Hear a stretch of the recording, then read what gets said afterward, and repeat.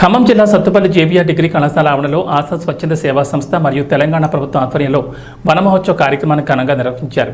ఈ కార్యక్రమానికి ముఖ్య అతిథులుగా అటవీ శాఖ మంత్రి కొండా సురేఖ, రెవెన్యూ శాఖ మంత్రి పొంగులేటి శ్రీనివాసరెడ్డి, స్థానిక ఎమ్మెల్యే మట్టా రాకమయ్యి దయానంద్, ప్రజాకవి జయరాజ్ హాజరయ్యారు.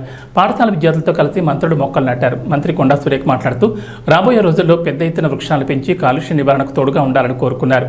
పూర్వకాలంలో ఎక్కడ చూసినా పెద్ద పెద్ద వృక్షాలు కనిపించేవని, ఇప్పుడు ఆ పరిస్థితి లేదని అన్నారు.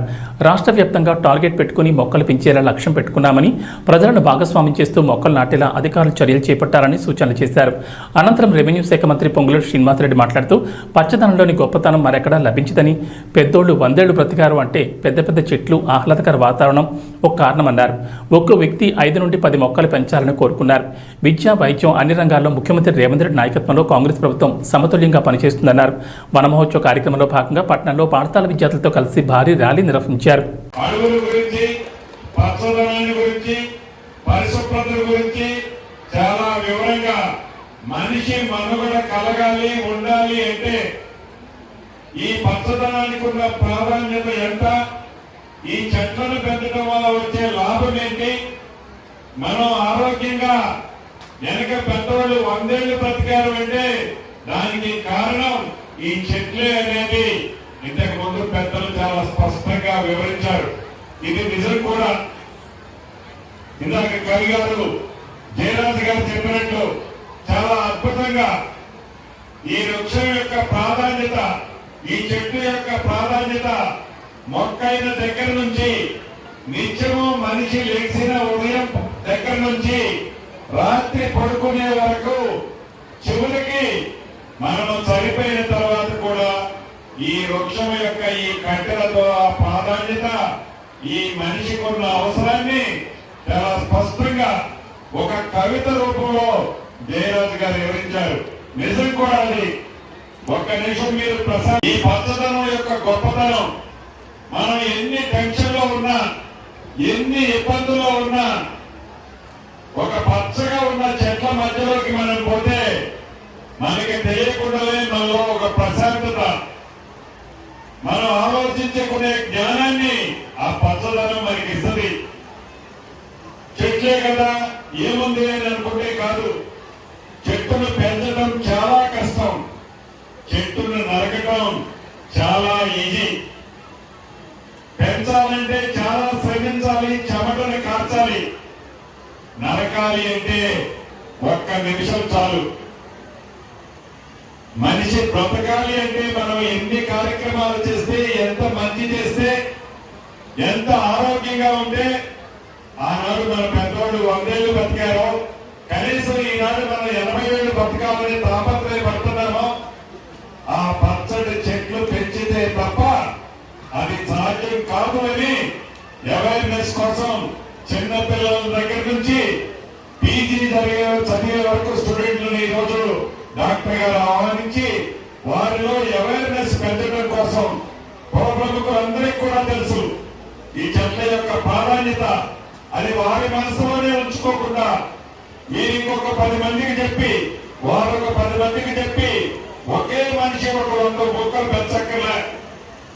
ఒక్కొక్క వ్యక్తి ఒక 10 మొక్కలు, 5 మొక్కలు పెంచితే ప్రతి ఒక్కరిలో ఆ సంకల్పం వస్తే తప్పకుండా ఈ హరితహారం ఏదైతే మనం కార్యక్రమాన్ని చేపట్టిందో గౌరవ ముఖ్యమంత్రి గారు ఇది గ్రాండ్ సక్సెస్ అవుతుందని మనస్ఫూర్తిగా మీకు తెలియజేసుకుంటూ, ఈనాడు ఈ రాష్ట్ర ప్రభుత్వం యొక్క ఆలోచన చెట్లను పెంచడమే కాదు, విద్యలోనే కాదు, వైద్యంలోనే కాదు, అన్ని రంగాలలో పేదోడు కొనుక్కున్న ఈ ప్రభుత్వం వచ్చిన తర్వాత గౌరవ ముఖ్యమంత్రి రేవంత్ రెడ్డి గారి నాయకత్వంలోని ఈ ప్రభుత్వం అన్ని సెక్టార్లకు, అన్ని రంగాలలో, అన్ని మతాలు, కులాలు, ప్రాంతాలకు సమతుల్యంగా ఈ రాష్ట్ర ప్రభుత్వం ఈనాడు పనిచేస్తుంది. దానికి మీ అందరి సహాయ సహకారాలు ఉన్నాయి. భవిష్యత్తులో కూడా ఇలానే ఉండాలి అని మనస్ఫూర్తిగా కోరుకుంటూ మరొకసారి ఆశా ఫౌండేషన్ ప్రతినిధులందరినీ అభినందిస్తూ సెలవు తీసుకుంటున్నాను.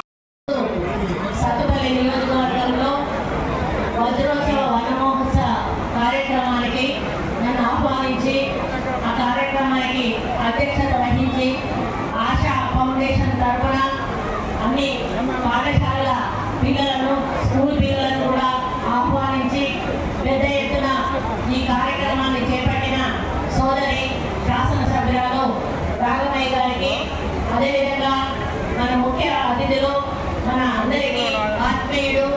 మరి ప్రజల సేవే లక్ష్యంగా ముందుకు పోయేటువంటి నాయకుడు. మరి హృదయపూర్వక నమస్కారం. మరి ఈరోజు చాలా సంతోషంగా ఉంది.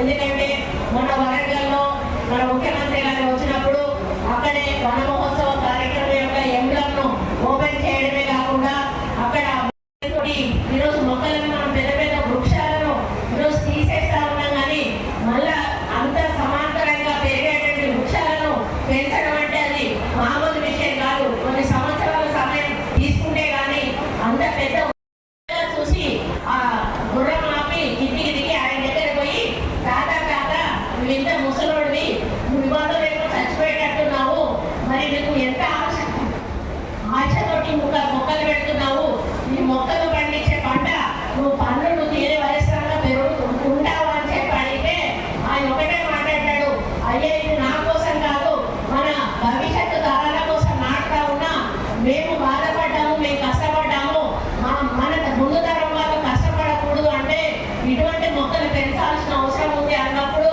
దాన్ని స్ఫూర్తిగా తీసుకొని ఆ రోజు అశోక చక్రవర్తి రోడ్డు పక్కన కూడా చెట్లు నాటేను. మనం చిన్నప్పుడు పుస్తకాల్లో చదువుకున్నాము అశోకుడు చెట్లు నాటడం అనేది, అది అందరికీ తెలిసినటువంటి విషయం. అదే క్రమంలో మనం ఈ కార్యక్రమాన్ని కూడా వన మహోత్సవం 1950లో కేంద్రం కాంగ్రెస్ ప్రభుత్వం కేంద్రంలో ఉన్నప్పుడు వ్యవసాయ శాఖ మంత్రిగా కూడా తీసుకుంటా ఉన్నాము. మరి ఇక్కడ సత్వరికి ఒక ఆదర్శమైనటువంటి కాన్సెన్స్ గా తీర్చిదిద్దడానికి మన ఎమ్మెల్యే గారు కోరుతున్నారు కాబట్టి వారికి మీ అందరి సహకారం తప్పకుండా ఉండాలని కూడా కోరుకుంటూ, మరి ఈ గ్లోబల్ వార్మింగ్ తగ్గాలన్నా, మనకు అనారోగ్య సమస్యలు రాకూడదన్నా, మనమందరం కూడా ఆరోగ్యంగా ఉండాలన్నా, ఈ గాలిలో ఉన్న కార్బన్ డైఆక్సైడ్ పోయి మంచి ఆక్సిజన్ లెవెల్స్ పెరగాలన్నా, ఈ కాలుష్యం నియంత్రించబడాలన్నా, వీటన్నిటికీ ఒకటే పరిష్కారం మనం మొక్కలను పెంచడం, వాటిని పెద్దగా చేయడం. ఈ కార్యక్రమాన్ని లక్ష్యంగా తీసుకొని మరి టార్గెట్స్ పెట్టుకొని పోటీ పెట్టుకొని మరి మొక్కలను పెంచి నా వృక్షం నేను పెంచుకుంటా అంటే అన్న చెప్పినట్టుగా మన పిల్లలు పెరుగుతూ ఉంటే మనకి ఎంత ఆనందం అవుతుందో, మనం పెట్టిన వృక్షం పెరుగుతూ ఉంటే కూడా మనకు అంతే ఆనందం అవుతుంది. ఒక చెట్టు పువ్వు పూస్తే మొదటి పువ్వు పూసినప్పుడు మనం ఎంత ఆనందపడతామో మనకు తెలుసు. అదేవిధంగా మీ చెట్టును మీరు కాపాడుకోండి, దాని ద్వారా మరి సమాజాన్ని సొసైటీని కాపాడండి.